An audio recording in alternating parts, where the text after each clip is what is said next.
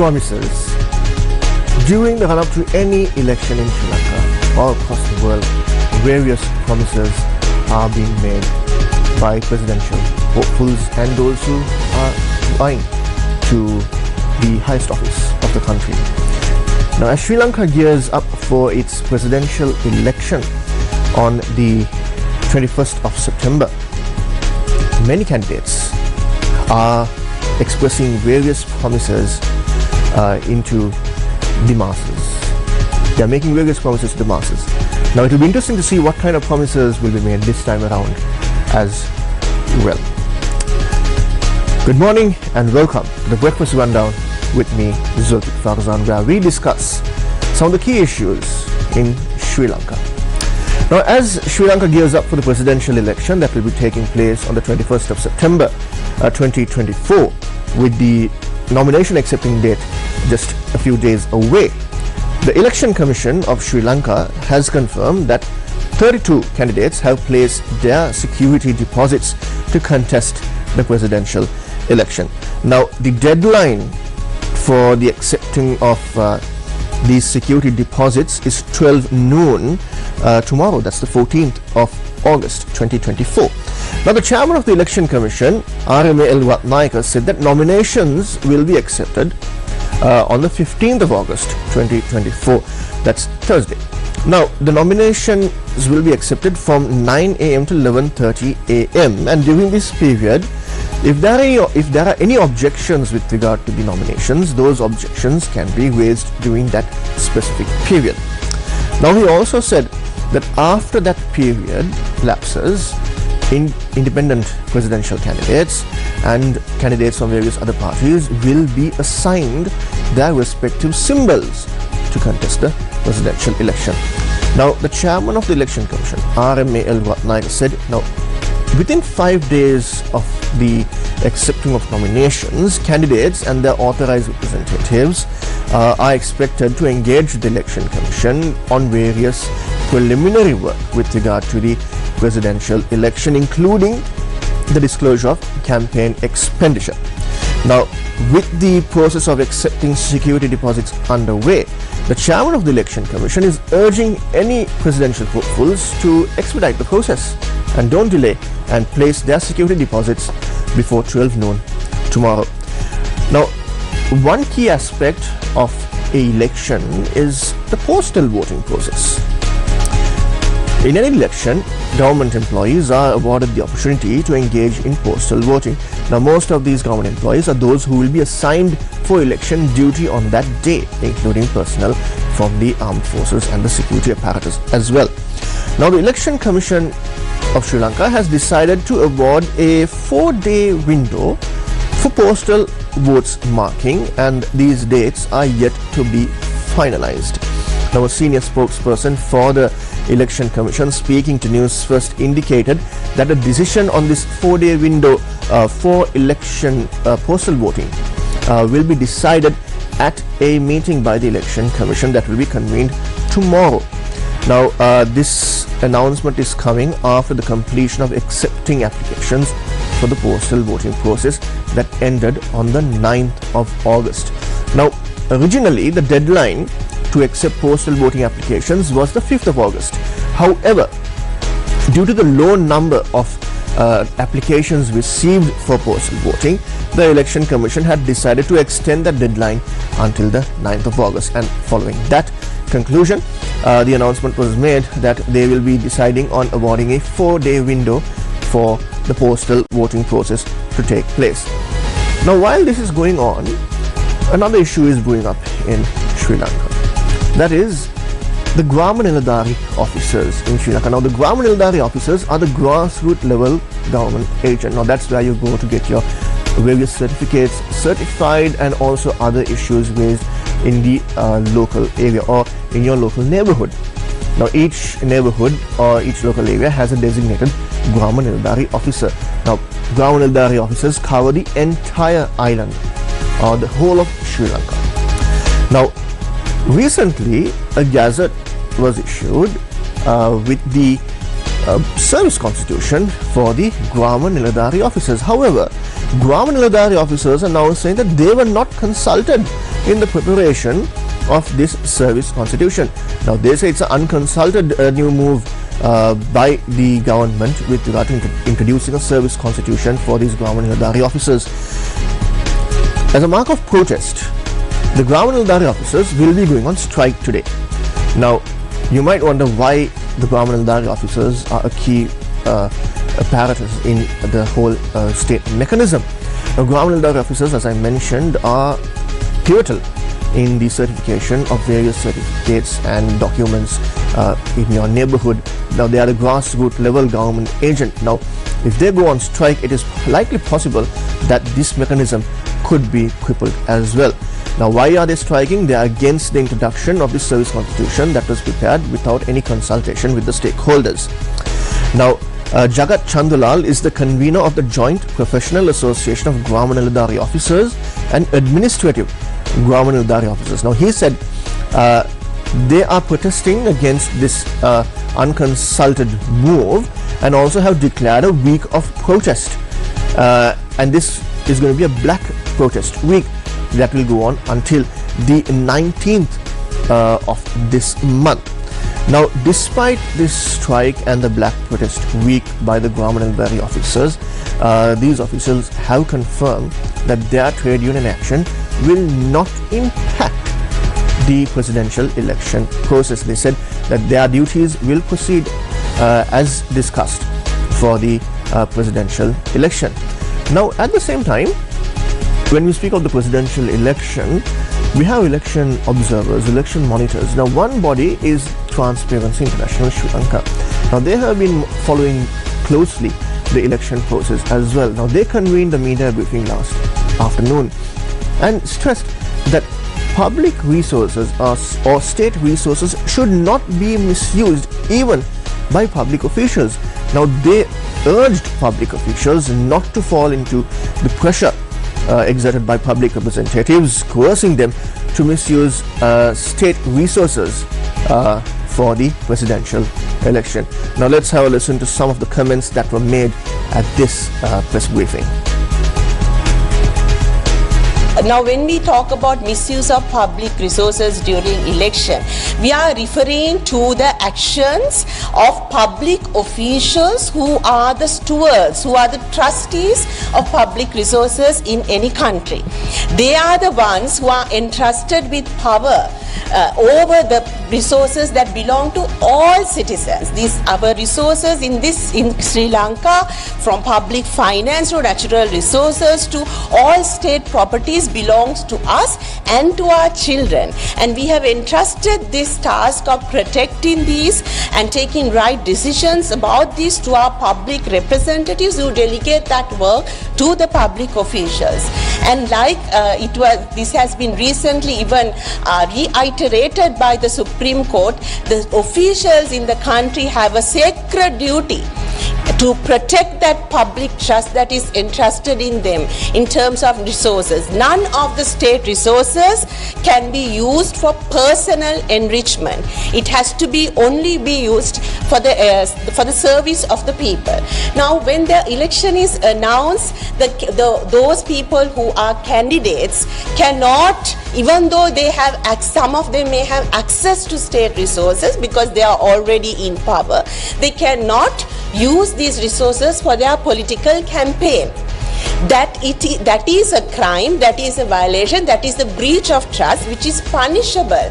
According to the Constitution, it's a punishable offence with imprisonment and a fine.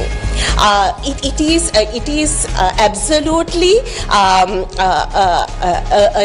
abuse that will affect the results of the election, because if certain candidates can use all state resources for their campaign and then the other candidates need to compete with these candidates, how can you have an equal level playing field? We as citizens have the right to have an environment where we have a very free and fair election with equal access to the information by the campaigns and information by all candidates, and we do not by any chance want our own money as citizens, our own resources to be used by certain candidates for their campaigns. Public officials, you might be getting pressurized by politicians to abuse state resources for their campaigns. But you know, as it has happened in the past in this country as well, at the end of the day, you will be held responsible. You might have to face court, you might have to end up in prison, and you wouldn't want to really risk that. You would have built up your name after years and years of service in the public sector. Do not let any politician influence you, but uphold your sacred duty as the guardian of public resources and resist all types of temptations. Some interesting and very important thoughts there by Transparency International. Now, sticking with the presidential election of Sri Lanka has brought up the issue of the wages of the plantation sector to the forefront. Now, pivotal discussion on the wages of plantation sector workers took place yesterday at the Ministry of Labour with key stakeholders like the Wages Board, the Plantation Workers Unions and Plantation Employers Association in attendance. Now, the central question around the wages of plantation workers is the fate of the proposed wage of 1,700 rupees. Now, the outcome of yesterday's talks, as explained by representatives of plantation trade unions, has resulted in a revised proposal. Now, Attorney at Law K. Marimuthu, a senior legal counsel for the Ceylon Workers Congress, said that the basic salary would be set at 1,350 rupees with an additional 350 rupees tied to production efficiency, bringing a total of 1,750 rupees per day. Now, the Ministry of Labour, according to him, is expected to issue a gazette of this revised proposal. Now, at the same time, Sirasa Muthukumar, a representative of the Ceylon National Estate Workers Union, shared that a vote was conducted amidst significant disagreement, resulting in a 11-vote victory for the new salary proposal. Now, however, the All Ceylon Plantation Workers Union has rejected this proposal.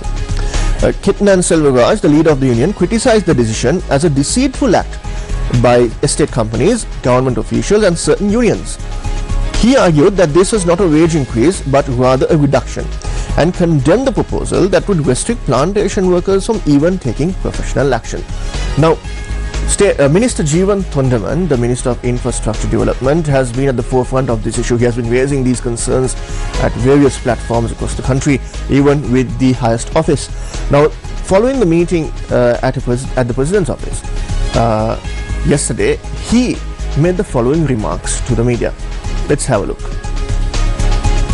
The Wages Board was summoned and it had taken place under the chairmanship of the Labour Commissioner, and I believe through 11-vote majority, about 14 votes ruled in favour of providing the estate workers with 1,700 rupees, and about 3 members had voted against this 1,700 rupees. I must take this opportunity to thank His Excellency the President, Ranil Wickremesinghe, for his steadfast commitment, and I would also like to thank Honourable Manusha Nanakara. Though he may not be in Parliament now, though he may not be a minister right now, it is due to his efforts, his significant efforts in us achieving this. And I would also like to say that for those who may say this may be a politically motivated decision, we started this campaign nearly 1 year ago, and we did not ask for 1,700 because of any political motives. We asked for 1,700 according to the Fair Trade International Labour Standards. And they had recommended this number, and through that particular formula we had asked for 1,700 rupees, out of which 1,350 rupees is basic, 350 I believe is a productivity allowance. And I think it's high time even we put issues with the plantation companies behind us, and we'd like to start afresh. We'd like to bring some dignity in labour, and I would like to tell the Planters Association and the Employers Federation of Ceylon, especially Mr. Vajra, that we are thankful for their support in this manner, and hopefully we can continue an organic relationship.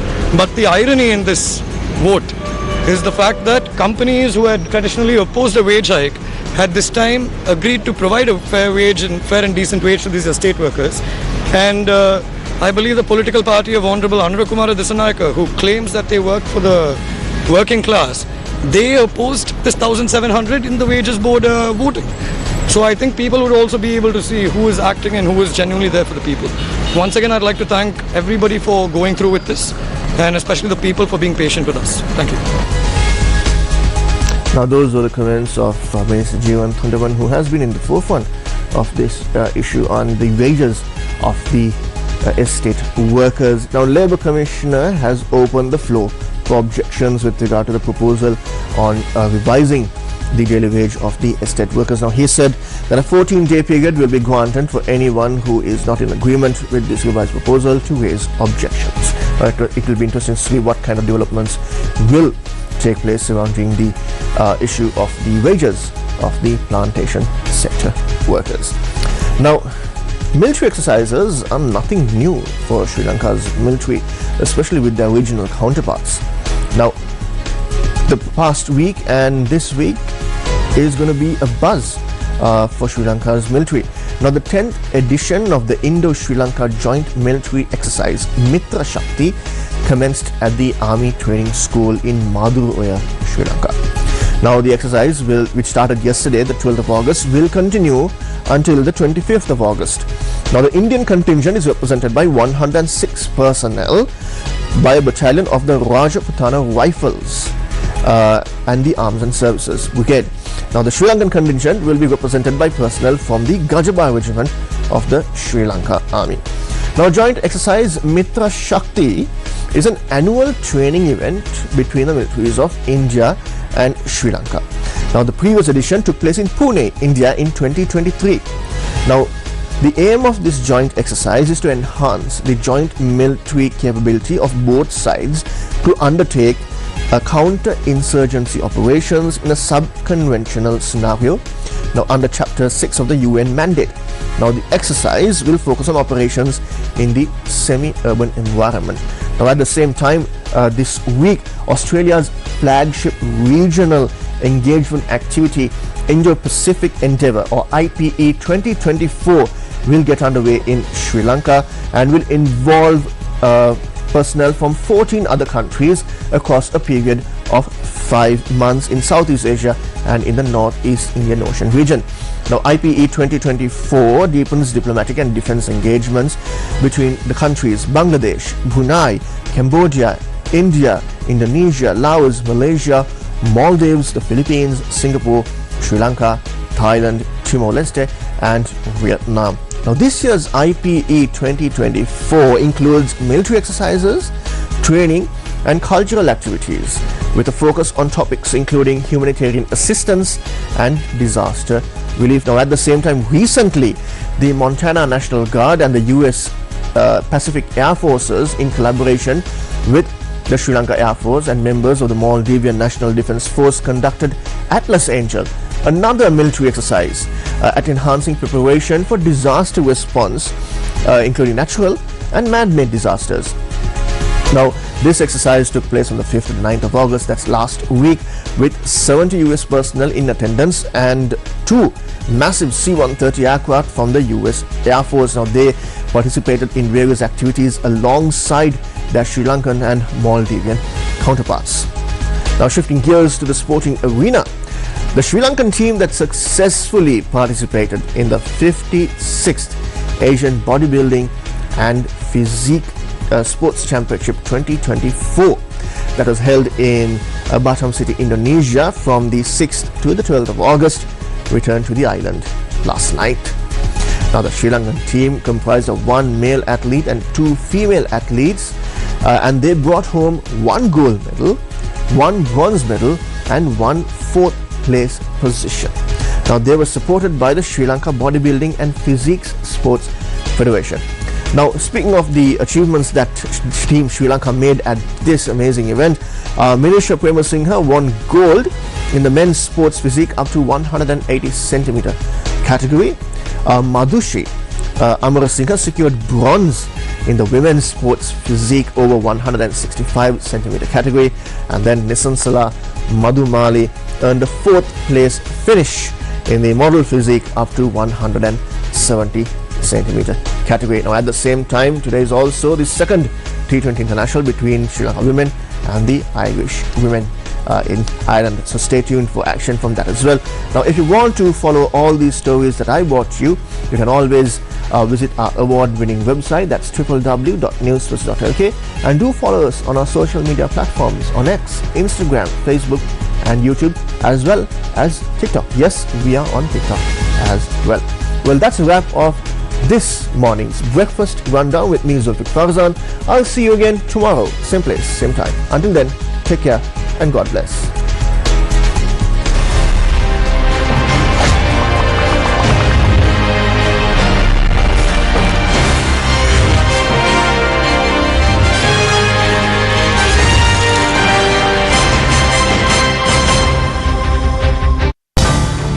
You want to create your life, create it. This is your opportunity to change your destiny. සඳහි දක්ෂිණ ද්‍රවයට ගොඩ පැසූ අතර මේ ඔවුන්ගේ චන්ද්‍ර ගවේෂණයේ පළමු මෙහෙයුමයි. Dreamcasters Whipsnip Season 4 Saturday at 6:30 p.m. on TV1.